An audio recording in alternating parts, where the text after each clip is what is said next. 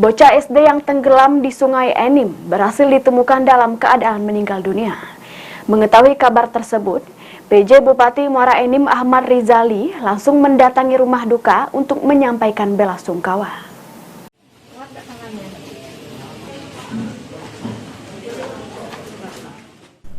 Mengetahui kabar bocah SD yang tenggelam di Sungai Enim berhasil ditemukan dalam keadaan meninggal dunia, PJ Bupati Muara Enim Ahmad Rizali langsung mendatangi rumah duka.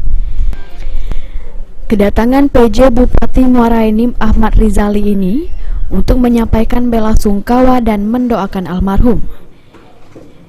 PJ Bupati Muara Enim Ahmad Rizali mengatakan, kehadirannya ini untuk mengucapkan bela sungkawa atas musibah yang dialami keluarga besar korban dan mendoakan korban agar bisa diterima Allah Subhanahu wa Ta'ala dan diterima di tempat yang mulia. Selaku pemerintah mengingatkan kepada seluruh masyarakat kalau ada sejumlah titik di Sungai Enim merupakan tempat berbahaya untuk beraktivitas, jadi kita harus bisa menjaga anak-anak agar tidak bermain di sungai.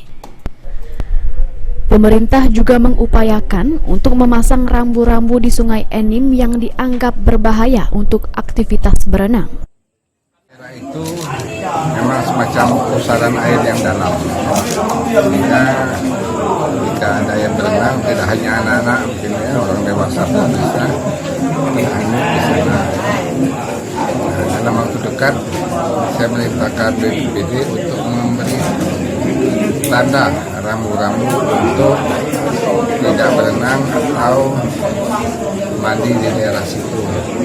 Kita juga tidak bisa menutup sungai, kemudian juga kita mengeruk sungai.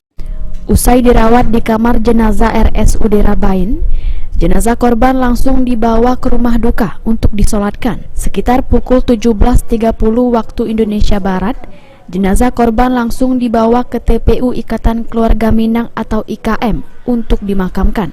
Ratusan keluarga dan warga yang mengenal keluarga korban ikut mengiringi perjalanan menuju TPU dan membantu melakukan pemakaman korban.